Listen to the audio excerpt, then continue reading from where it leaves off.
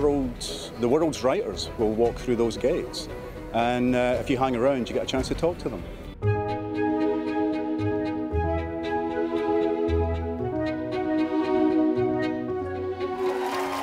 I'm interested in conversations that deal with things that matter, but real, how do we live our lives?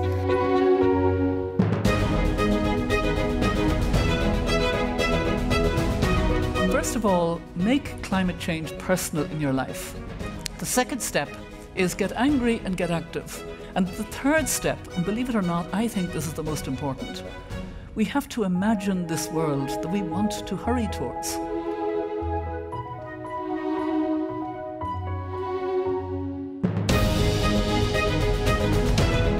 It's about kindness is looking at people as people and not as I voted this, I do this, whatever it is. There's some people we will never get along with, but most of us are a complex mass of different things.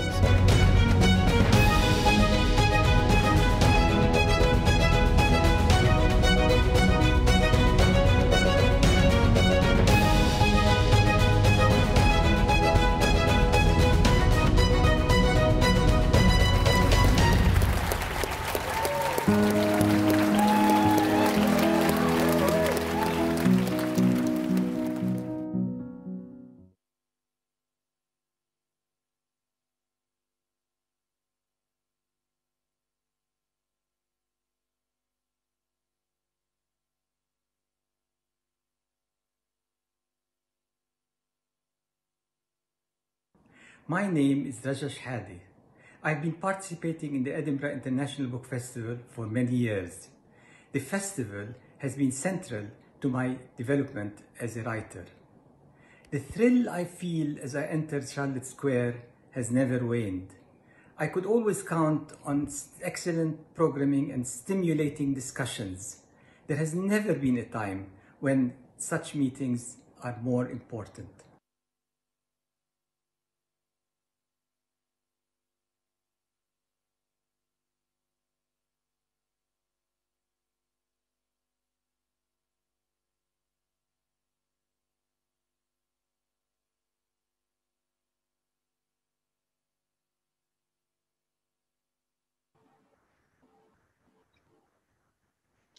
Hello, everybody, and a warm welcome to the Edinburgh International Book Festival. My name's Sally Magnusson, and it's my enormous pleasure to introduce you today to Sarah Crossan, author of a number of award-winning books for younger readers, and now with her first adult novel just out. Here is The Beehive. We're going to chat for the next 45 minutes or so, and I'll invite Sarah to read a little bit from her book to give you the flavour. It's just a wonderful book about love and loss and betrayal and obsession and that perennial figure, of course, of life and fiction, the other woman. It's something that just feels entirely fresh, not least because it's also so formally innovative and bold. It's written like some of her very fine young adult fiction in verse. And it comes garlanded, I may say, with early praise from readers. Beautiful, beguiling, funny, sharp, dark, impeccably crafted, some of the adjectives, an eviscerating take on marriage and adultery, a psychologically complex masterpiece. Must be nice to hear that, Sarah. Welcome, anyway. Thanks so Welcome. much. What do you feel like when you hear that? I suppose it's relief. I'm not very good at getting praise, so I tend to just brush it off. But it's more of a relief than anything else. I don't luxuriate in it or anything. Yeah, well, it is a wonderful book. I enjoyed it very much. And the thing that stands out that is familiar to many of your younger readers, but will be new, of course, for your first adult fiction, is the fact that it's written in verse. Free verse. Why verse? Why verse for a novel as complex and psychologically involved as this? I think the form speaks to me first, so it chooses me. It has been choosing me for a long time, so maybe that sounds like an affectation. Oh, what does that mean, it chooses you?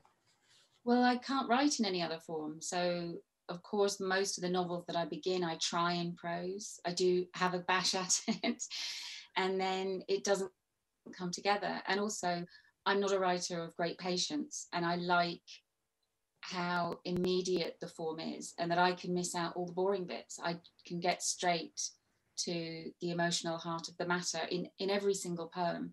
So when I would write in prose, and I have written several novels in prose, I try to, you know, if a character has to go to the cinema, I try to get them to the cinema. And then what bus do they take and who's waiting for them at the cinema? But with verse, the plan can be to go to the cinema, and then it's 2 weeks later. And then we work out, did they go? Did they not go? What happened? And so it really allows me to be very, very free in the moments that I choose to describe. And I think that with a story like this, because it is about someone with a slightly fractured mind, who is suffering grief and obsession, that the form works perfectly, because she can't think in any kind of a linear fashion. So it makes sense that she thinks in, and she feels in and remembers in these flashbacks that jump back and forward in time on occasion. Although the two narratives, that there are two parallel narratives, and they do sort of run in a linear way, but I think that the verse gives it that feeling of being fractured in a way that I don't know that prose would so much. And it makes it easier to read to. I mean, instead of being faced with a dense page of prose, you have all this lovely white space. I mean, it's refreshing.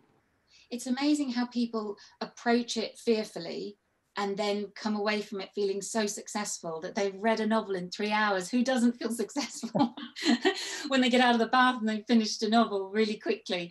And that has definitely been my experience for YA. And then, and also the adults who've read my children's books have felt that way. And I thought, well, why wouldn't it work for adults? But people are afraid. I think there's this trauma that comes with poetry from school. And if people could just get over, I always say, just give it 5 pages or just give it 3 minutes. And, you know, if you don't understand it and you don't like it, then give up, but just give it a chance. But I think it is this kind of trauma from when we were children, that we assume we won't understand something that looks like, you know, looks like verse. Well, let's give it 5 pages right now, if you wouldn't mind. Can you read the first few pages, which I think will immediately reassure anybody who is thinking, oh, help, poetry, give them a sense and a flavor of what a delightful read this is. The only way out now is to stay busy. So I have borrowed Anna Karenina from my mother, and will not allow myself to cry until I have read it. Twice. It was 10 o'clock in the morning. My tea had cooled in the mug. I wanted another biscuit. I wanted to message you. I was sorry for the argument. Very. Helen buzzed through. I have a Mrs. Taylor on the line. She says we wrote up our husband's will and he's passed. She seems fine. I scrolled through emails, clients, questions, an LK Bellett sale. Put her through, I said. I reclined in my chair, ready to be soft, supportive. Mrs. Taylor, Anna Kelly speaking. Firstly, let me say how terribly sorry I am for your loss. That's very kind, she said. On my second screen, I searched Taylor in the database, 22 clients. May I ask your husband's first name? Yes, of course, sorry. She was unsure, like a name might be out of reach, already stashed away on some high shelf. And then, Connor Mooney, I'm his wife, Rebecca Taylor. We have different names. The wife, his wife, your wife, the wife. She had discovered us. This was her way of getting in touch, of punishing me, because you were not dead. We had spoken only days before. I was planning to message you after lunch to apologize, make things good again. Rebecca was calling because she knew, and I needed a story to explain it. Quick, quick, think. He passed away on Tuesday, she said. My brother-in-law suggested I phone. You're lying, you fucking cunt bitch. I didn't say. You're fucking lying, you bitch cunt. I didn't say. I said, goodness, I'm so sorry. That's awful news. I have his details here in front of me. We drew up the will a few years ago. My hands hadn't moved. I was scanning the list of tailors: Keith, Leonard, Megan Lee. In my throat was an ache, hot and heavy. My right hand twitched even as I clutched the desk to steady it. I didn't believe her. The funeral is a fortnight this Friday. Thank you for calling. You must have a great deal on your plate, and please don't worry about the legal end of things, unless there's a problem paying for the funeral. That won't be an issue, she said defensively. Well, then, I'll call you afterwards. You could come into the office, perhaps. I'll wait to hear from you. She spoke like we were arranging a dental appointment, with a calm I could not understand, yet similar to every bereaved spouse I'd known, setting aside grief for the brief moments of legal dealings. I took shallow breaths. Do you know how to register the death? My brother-in-law is dealing with that. She coughed hard into the phone. I wondered whether she was wearing black. As executors to his will, we can assist with administration, so do ask. Rebecca coughed again. I considered asking her if she was sure. Holy. No doubt. Maybe it was someone else. Is there any more I can do for you, Mrs. Taylor? She paused. Was she going to confess to the joke? None of it was true, was it? You were going to call minutes later, frantic, and found out. No, thank you, though, she said. One last question. How did he die? I asked. Rebecca told me, briefly, all about it. And I told her, quietly, how upsetting it sounded, and how impossible it was to be without you. Yes, she said. I ended the call and bought a pair of shoes in the online sale. Purple suede, pointy toes. Impractical, unaffordable. Then I did something very bad and got back to work. Tell me, what would you have done? Wow, thank you so much. Thank you so much for that. You see, I'm sitting here once again breathless with admiration because of what you've done there. You've got the plot started in all sorts of ways. You've got us hanging off a cliff edge. You've got an economy of characterization with details like the LK Bennett's sale and the purple pointy shoes. You've got so much going on there, and it's all in this deceptively simple verse. So I suppose the question is, you say you didn't have any choice but to write it this way, but it can't just come to you like that. This is not sort of magic writing here, because there's so much in there being woven in and out. So how much of a process is that? What is the process? Do you write it and then edit it and then rewrite it? How does it go? Well, I think actually a lot of it does come to me like that, but I have to do a lot of waiting. So when I write in prose, I tend to write write 1,000 words a day, and I can sit down, I can write 1,000 words a day, and then I can edit it. But when it comes to verse, I sort of wait for these, and I know it does sound a little bit pretentious, but I kind of wait for these waves of verses and rhythm and melody to come to me, and I write them down. But I probably, Here is the Beehive was probably 4 times the length if you look at the number of poems I wrote. So I write a lot of really bad stuff, and then it's a process of whittling it down. So that first poem was probably, actually that's the second poem, because the first poem is the Anna Karenina poem, but that second poem was probably 3 or 4 times the length. And I just whittle and just think, well, what is it essentially that the reader needs to know? And then where are the spots where the reader can do the rest of the work? Because a reader isn't stupid. In all of those white spaces is an opportunity for the person reading to do the writing and to work out what's going on and to thread those moments together. So what I have to be really careful about is not underestimating the reader and knowing that I can remove this piece and that bit of dialogue. And even when it was sent to the publisher, there was still a process of whittling down. So that's the word I use to describe it, is that I'll keep repeating that word, whittling. It is that kind of constant paring away and taking away any kind of flabbiness of language. Even when it comes to using conjunctions, but I've been really careful about removing any of those conjunctions that you don't need. And then also, I mean, I suppose the way that it's written is not written in a linear way. So I never write a verse novel from beginning to end as the reader reads it. I always describe it as a flower blooming outwards. So I will write a poem and it feels like it's the center of a book and that I can do something with this idea. And then I will write outwards in this way. And then at the end, I might have a pile of papers and look through them and think, okay, so now let me see if I can construct a linear narrative from what I've got. And I do this, and then I notice these huge chunks in the narrative. And that's where I'll be much more conscious about writing particular scenes and particular poems and pulling out certain characteristics or making sure that my setting works. Do you know where you're going when you start? I mean, do you know roughly where the end of the story, the linear narrative is roughly, or does that come to you in the process of creating the fragments of verse along the way? It depends on the book. So a novel that I wrote for young people called Moonrise, I always knew what the ending of that book was going to be because I felt there was an inevitable ending and it was the most honest ending that I could write. But for Beehive, I didn't know.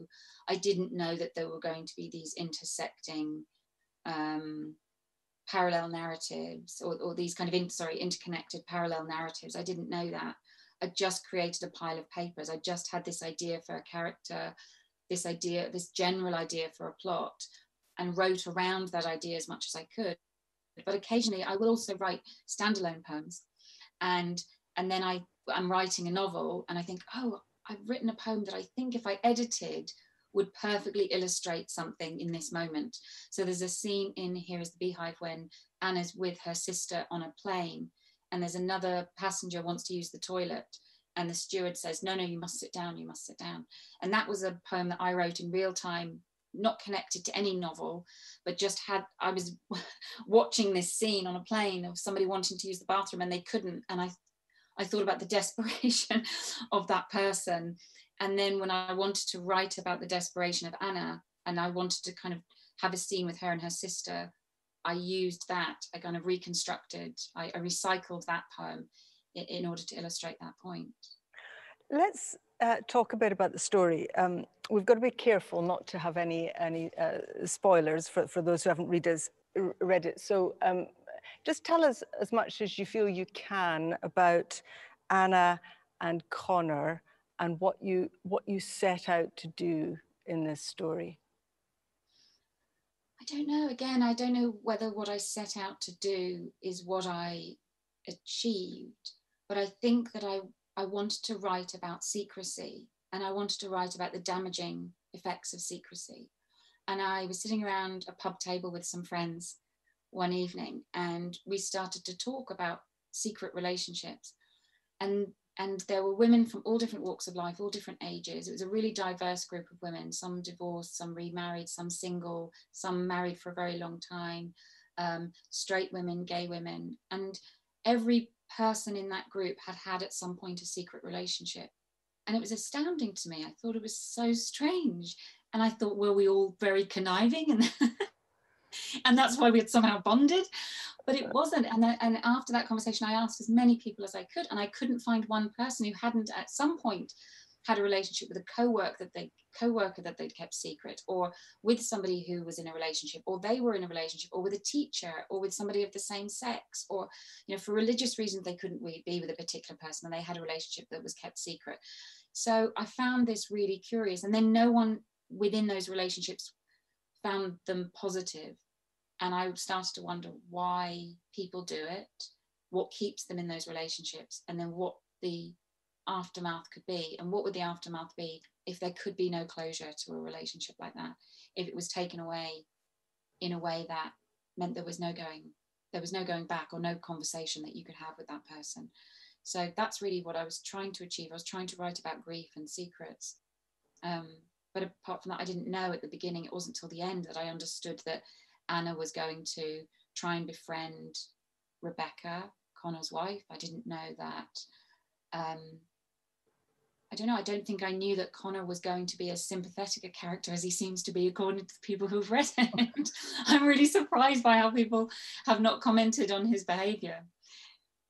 Yeah, I noticed his behaviour, I must say, and I was wondering what you were going to do with that. It was so interesting because there's so many layers, and it is a book about grief. It's this this question of how you grieve when you can't tell anybody that you're grieving, when you haven't got any rights to validate your grief, and that's coming at grief, I think, in a quite unusual and fresh way. I mean, I think that is the thing that people have spoken about, but anybody who's experienced grief has also said that it resonates with them, these moments of sadness followed by moments of anger, numbness, and then you feel fine. So, you know, on a Monday you feel different to a Tuesday, Wednesday, Thursday, Friday. And I think that was really what I was trying to achieve. But of course, it becomes a sort of a domestic thriller in a way, because she's not allowed to tell anybody, even her best friend, about what's happened. And then, I mean, again, not to give away any spoilers, but the person she chooses to tell at the end, I think, is probably a surprise.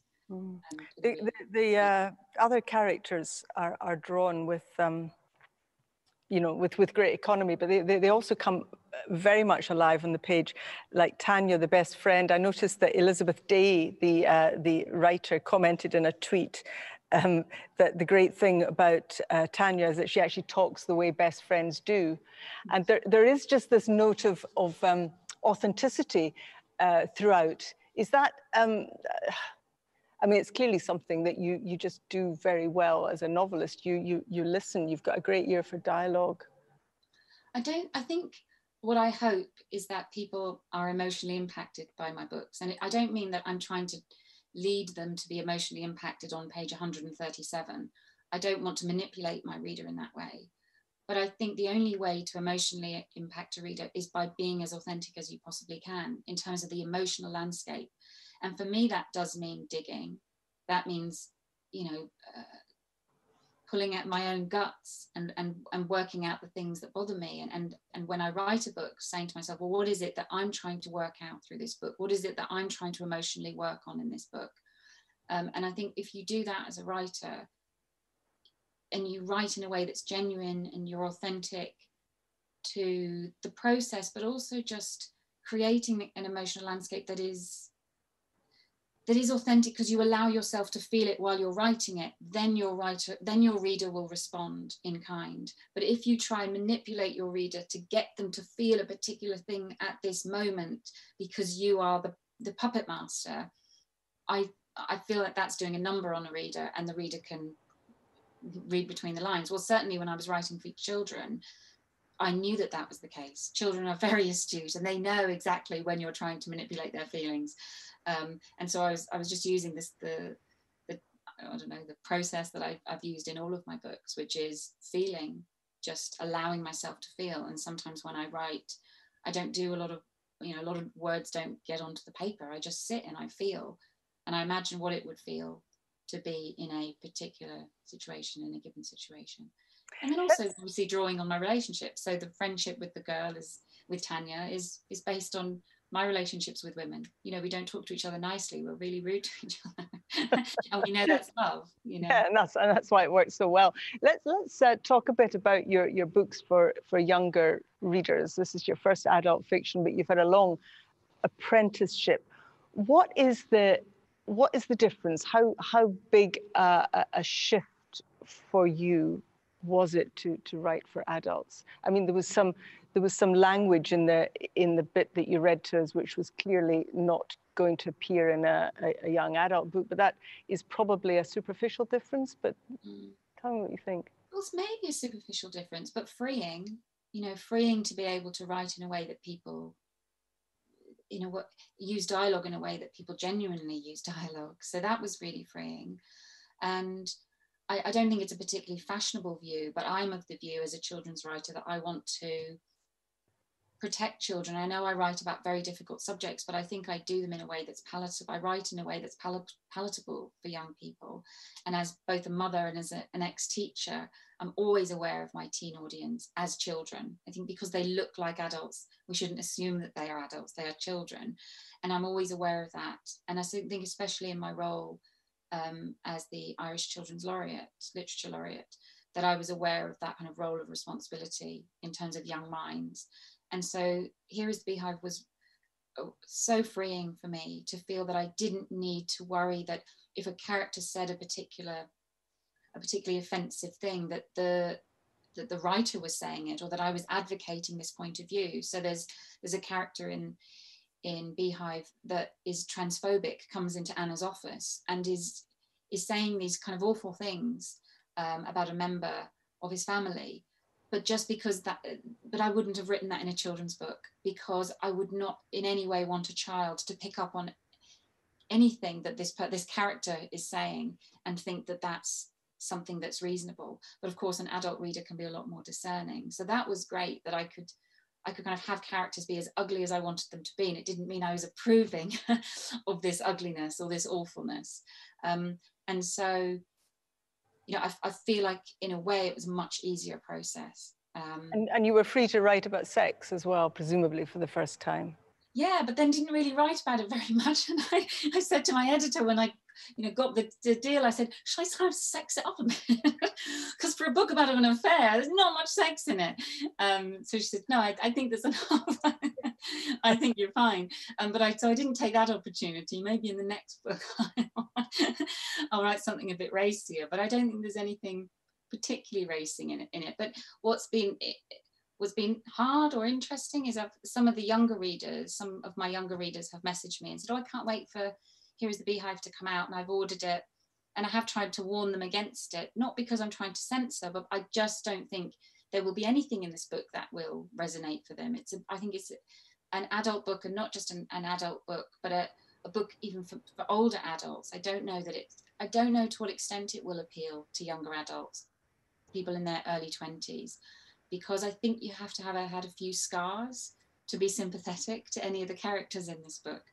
I think life has to have knocked you around a bit for you to be sympathetic to Anna, or to Connor, or to Paul, or to Rebecca, or to Tanya. And I don't know, I think younger people might be, or have been, from the reviews I've seen, have been a little bit more judgmental, have been very kind of moral in their assessment of the character's behaviour. Which is the way, am I right, that you're kind of obliged to write the young adult fiction? There's sort of written and unwritten rules about how you present behavior. I mean, you've alluded to some of it yourself, but both how you present behavior and what your characters are kind of allowed to be, and what you're allowed to do with them as an author. I've never felt that restriction from a publisher, but I just know that as an author, I don't want my reader to go away believing something that I didn't intend them to believe, because they were not able to evaluate the text in the way that I had intended. So I'm just careful about the way in which characters speak to each other, and also even certain issues. So I wrote a book called We Come Apart with another author, and there's a scene in that where the character is being asked by her stepfather if she would like to go swimming with him. Now, within this scene, it's very, very clear that he's a predator, that this scene will make a reader feel uncomfortable, whether they know what's happening or not. But a lot of the young people who've read that scene say, oh, that's weird. Why does he want to take her swimming? But they don't really understand that there's a sexual threat to the child. But an adult reading it, of course, will understand. And any child who has had to endure something like that will understand it, and it will speak to them and tell them they're not alone. So when you write for children, you really have to construct it in a very, very careful way so that you protect those who don't know. You allow those who do know to be heard and seen. And then I suppose that you have another layer of the adult reader who can, assess much more fully the text. And yet what connects them all, well, says she who's only read one of your young fiction, but from that, which I may say I've got here, which is one, which I sent away for Sarah. As soon as I finished Here is the Beehive, I just thought I need to read more of this woman's writing. I love it. And what I love about it, I think, is this vein of humanity that goes through them all, that you are, as you've described a little bit, you're imagining yourself into all these different lives. And that's what transfixes, I think, the reader, because it's authentic. And you, in one, it's, I mean, you could perhaps just tell us a little bit about it, because it did tremendously well. It won the Carnegie Medal and oodles of other awards. And it's describing the life of conjoined twins in America, and their experiences when they go to high school, and then you know, the great sort of well, I don't know, can I say this? Yes, we can talk about one. We can talk about the fact that they have to have an operation, and what that does to them and to the unfolding story of their life. Just talk us through a bit about that, and whether writing of this quality, which is also verse, is whether you needed to have been able to do this in order to get to Beehive. No, I don't think so. So I think that's something that, if I feel kind of quite scrappy-do about about that, because I don't see my children's writing as an apprenticeship to being able to write an adult book, as though writing for adults is somehow kind of the holy grail, and children's writing is beneath that in some way. My children, I wrote for children primarily because I was a teacher, and I was working with young people, and I understood young people, and I like them. I like teenagers very, very much. And I had read a book when I was a teacher, when I was living in the States, called Out of the Dust by Karen Hess, which had won the Newbery Medal there in the 80s. And I was told I should teach this book to my grade 6, which is equivalent to what's the age of 11 and 12. And I thought, they are never, this was a book in verse, and I thought, they are never going to want to read this. You're insane, thinking children want to read a book of poems. And they loved it. And I thought, what is this form? This is incredible. Could I do that? Is there a way I could do that? And I'd been working on another novel. I've been working on an adult novel for a while, and it sort of hadn't been coming together. And it was a prose novel. And then, but I had an idea for a story about a girl from Poland. And I thought, well, let's see if I could do that. So I wrote it, and I was picked up almost immediately by an agent, and that book was published. But I think that was about me being able to write into my own experience. That was about a girl who was an immigrant, and I had been an immigrant to England myself. And it was about bullying, and how girls bully each other, and how that's different from the way boys bully each other. And I had gone to an all-girls school and had experienced that. So I think it was just about me finding the thing I needed to write about. And then I kept finding things I needed to write about within the children's, you know, with it, that felt like that it was appropriate to children. And I think I wrote for adults. And as I said, I think I found it easier to write for adults because I didn't have to be protective.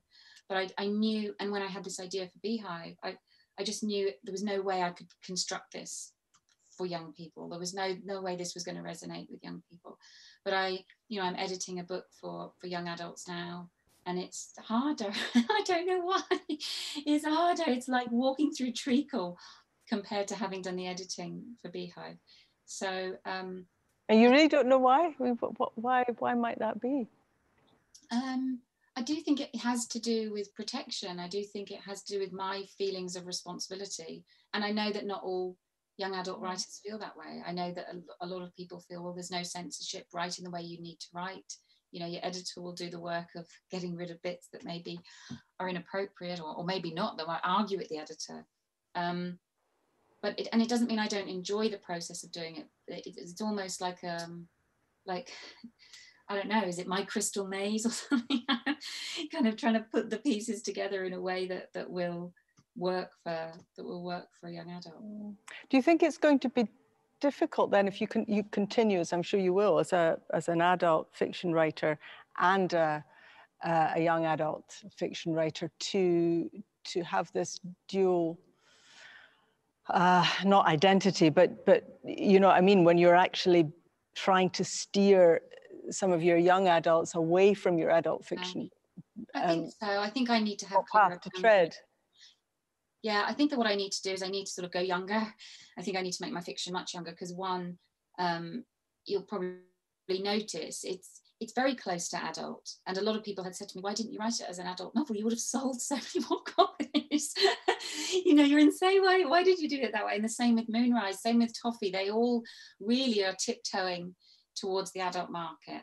And many of my readers are adults anyway.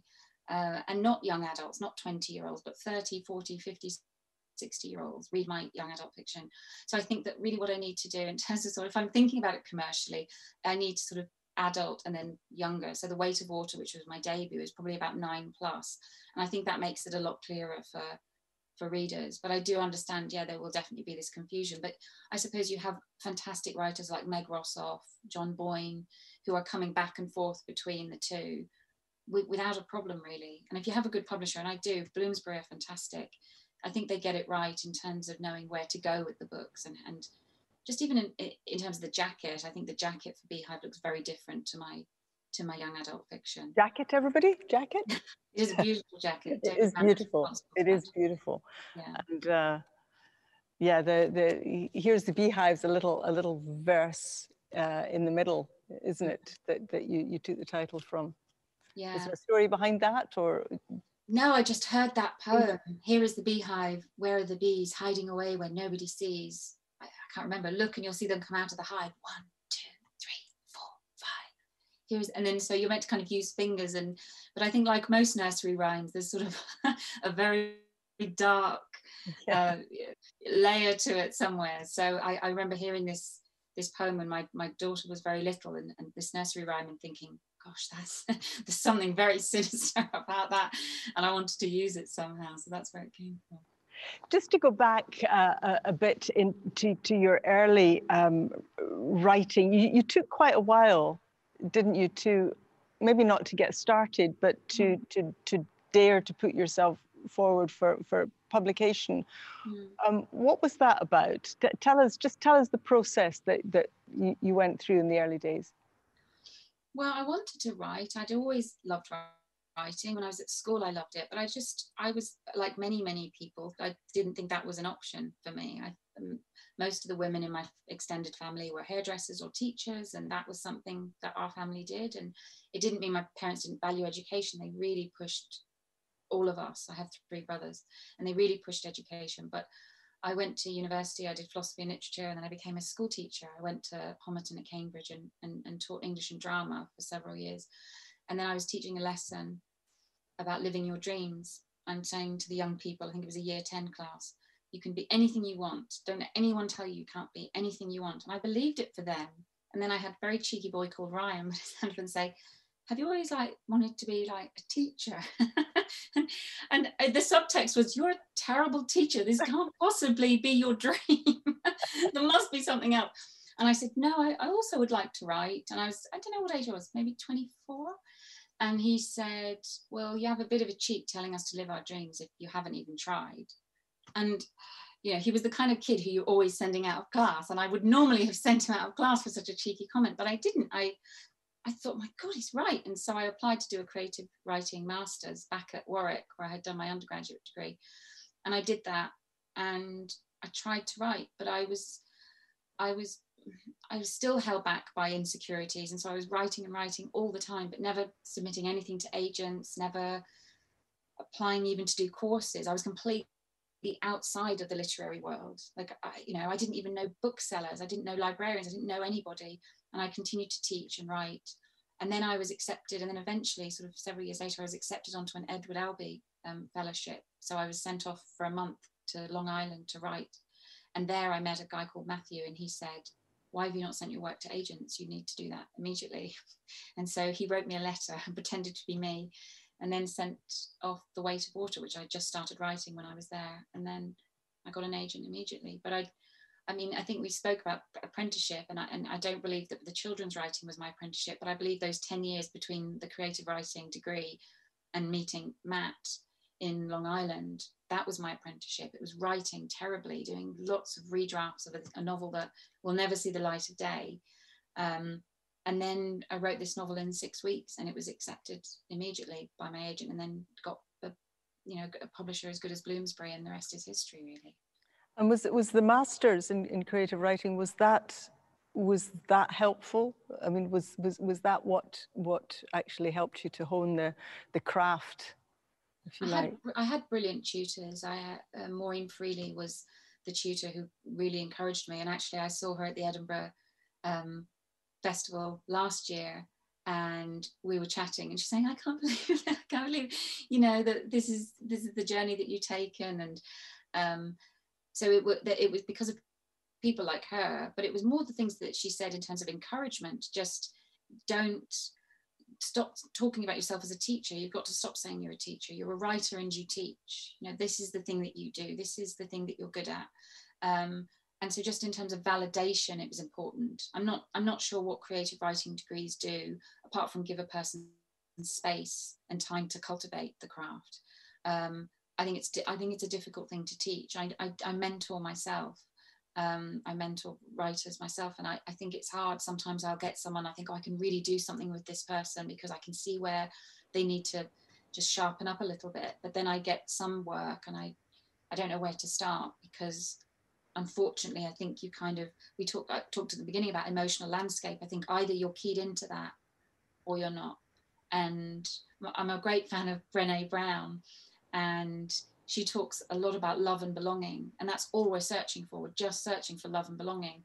And if you're not writing about that, if you're writing around that subject, I don't think that there's a way that you can be successful as a fiction writer, because I think that's what all good fiction is about, where people are searching for love and belonging and where they find it or where they don't find it. That's a lovely thought to unpack, actually. I've never heard it put quite like that, and that's exactly what you find in so many of the greatest novels, isn't it? You're Irish, I believe. One of a growing body of female Irish writers that are doing awfully well just now. Is that something that you are proud to be? Yeah, amazingly proud to be. I mean, when I was given the laureateship, as I said, I was the Irish Children's Literature Laureate from 2018 to 2020, and I was awarded by President Michael D. Higgins, and that was the biggest honour of my life, to get all my family over to Dublin and get my dad down from Derry and be presented that award, that honour by the Irish Arts Council, by the President. I left when I was a small child, and you get on a ferry at Dunleary and go over to Holyhead, and trying to keep that connection, it's very difficult. But and maybe it was not a difficult. It was difficult when I left school. Being a London Irish wasn't that hard as a child. I went to a Catholic school, and half the contingency were Irish, so it wasn't that difficult. In fact, I don't think I'd met many Irish people until I went to university. I'm like, what is this? England is full of so many English people. So bizarre. But yeah, and I go over and back a lot, and lockdown has been hard for that reason. I wasn't able to end the laureateship in the exciting way that I had planned, and I'm not able to do the promotion for the book in the way that I had planned. But as soon as I'm able to travel, I'll be back and forth again, I hope. And what is it, do you think, that is feeding this great sort of creativity among Irish female writers just now? I don't know. I think there's more space for women in Ireland at the moment. So suddenly women are becoming much more visible. And I have to say, having worked with the Arts Council, and I no longer am paid by the Arts Council, so I can say this without any bias, they really do such a good job of supporting the arts. And, if you have a good idea and you've got a great first chapter, or you've got a great first 5 chapters, and you can apply for financing in order to be able to write. And I think that's something that a lot of artists don't have the luxury of that in the UK, of being given the time and space to write because they are financially supported.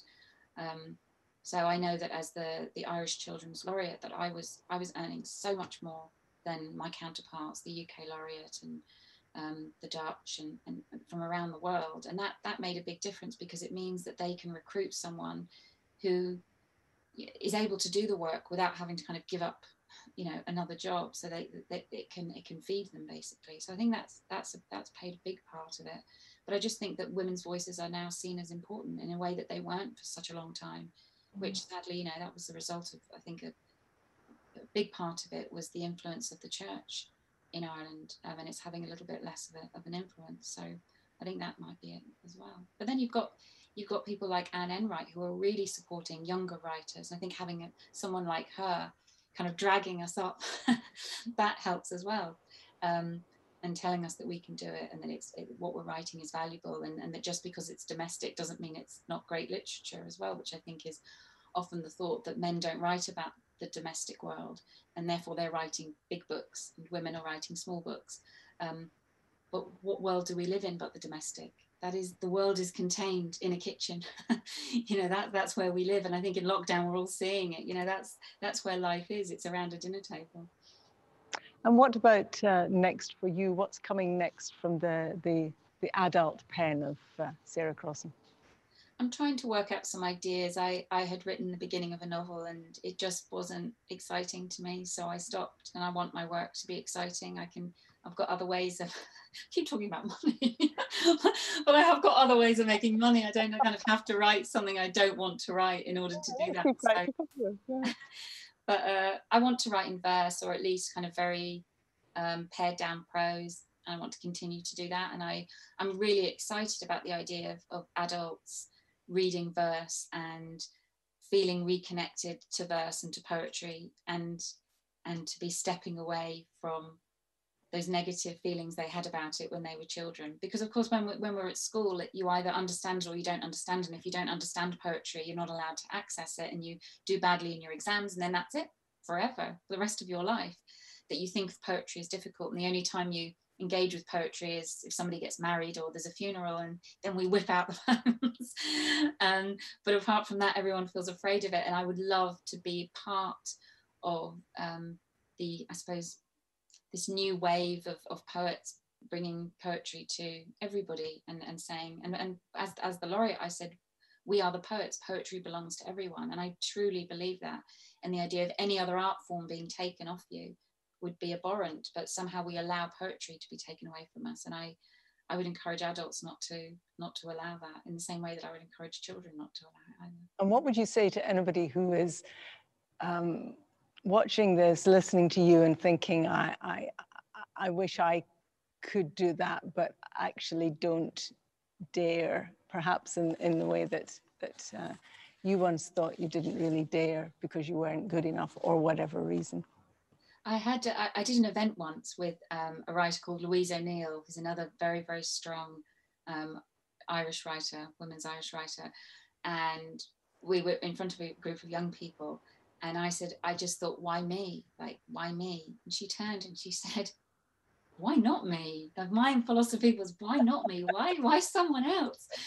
I think that's something that in Jess Phillips' first book, she wrote about that you think these people that run the government are these incredible minds, and then you get there and you think, oh God, I could have done this the whole time. No one is better than I am. So I think just be the opposite to me, to sort of channel Louise's feelings, which are, why not me? Why not? And what's the worst that can happen as well? The worst that can happen is it doesn't happen, but nothing's to be lost. So. Well, Sarah Crossan, it's been a complete joy talking to you today. Your first online book festival, am I right? Yes, yeah. I'm really excited, yeah. It's not bad, is it? No, it's really good, and it feels really professional. Oh, very professional. And it's so professional that I need to tell people now that you have to rush off and buy as many of Sarah's books as you can. Again, these are just two of them, but there's lots more in the adult fiction and the young fiction rather, and they're available at our independent online bookshop, which is shop.edbookfest.co.uk.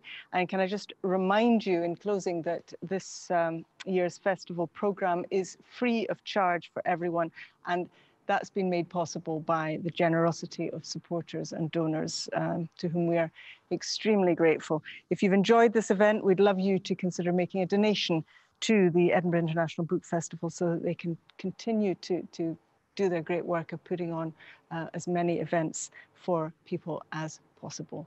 But from me and from Sarah, it's goodbye for now.